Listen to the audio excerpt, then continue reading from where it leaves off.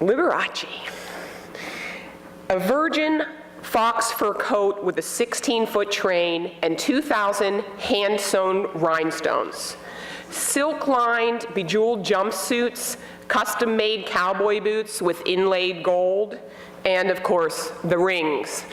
To say that the stage costumes of Liberace were extravagant would almost be an understatement, and Liberace didn't do understatement.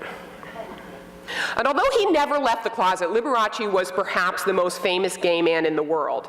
And today I'll talk about the intricacies of homosexuality and self-presentation, of craftsmanship, and the importance of a crafted public image. So much of what we consider camp we often associate with Liberace, right? Feather boas, strapping stage hands, and of course, fabulousness with a capital F. We really have struggled with how to represent Liberace as a gay icon and a performer. And that's something that we really have, a lot of people like to focus on the fact of his extravagance, his cars, obviously the clothes, but also his influence on popular culture. A lot of people want that to be the focus of the Liberace story. Of course, we had Lady Gaga coming out of an egg at some award ceremony a couple years ago. She talks a lot about him, Elton John.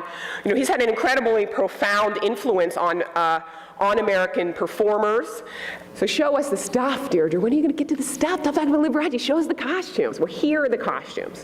One of the key elements of these costumes is their functionality, right? These are costumes. This is not fashion.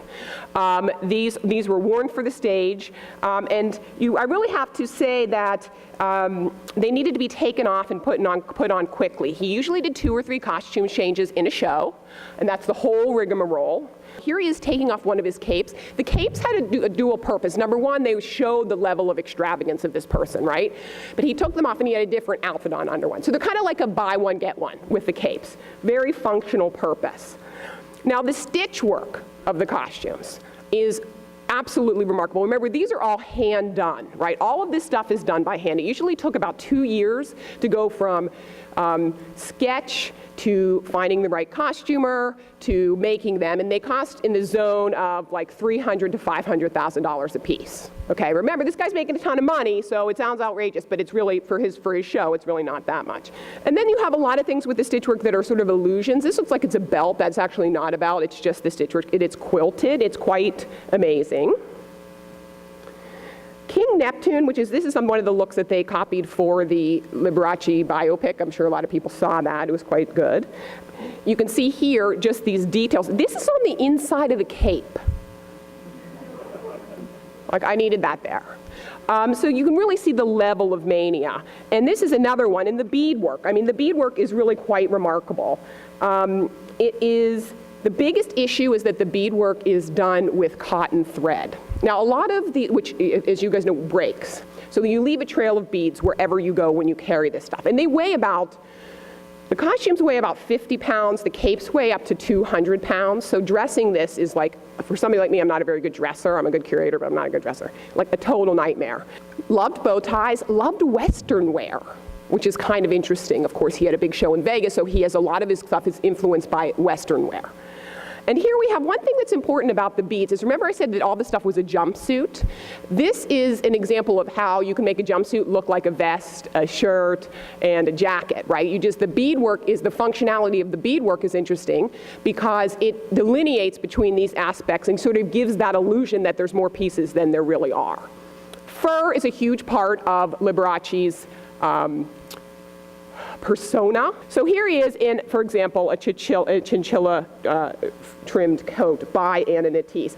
And Matt Damon does mispronounce her name in the movie. He calls her Nateece, which I had to laugh about. So I would be remiss as an Italian-American not to mention Liberace's shoemaker, Pasquale Di Fabrizio, who was the self-proclaimed, this is a title he made up for himself, which I love, shoemaker to the stars. Here again are an example of the boots, and he would work with Michael Travis or whoever the costume designer was, and Anna Nateece, who, if there was fur on the boots, to create these kind of unbelievable custom pieces to match his outfits. They always match the outfits, no shocker there. I dare not decode the personal meanings of clothes with a magical historical wand or footnotes and conjecture. But one can say with certainty that the costumes of Liberace and the relationship between Liberace and his public image are complicated, intricate, interconnected, and complicated.